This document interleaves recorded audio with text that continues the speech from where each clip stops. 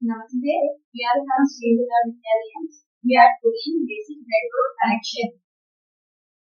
Breadboard. This is a breadboard. We use it to make circuits without soldering. The middle lines are for components and side lines are for power. There are some holes are used to connect horizontally and vertically.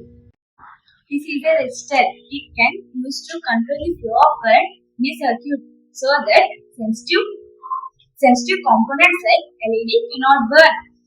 We can identify a resistor using color bands which represents resistance value of ohms. Without resistor, LED can get damaged. It is a external battery. It can store energy. It has two terminals. This is a positive terminal. This is a negative terminal. LED is scientific diode. It works only one direction. Long-lived and short-lived cathode. These are jumper wires. They are different components of the breadboard. These are male to male, male to female, male to female. Today we are using male to male jumper wires. Now we are making basic breadboard connections.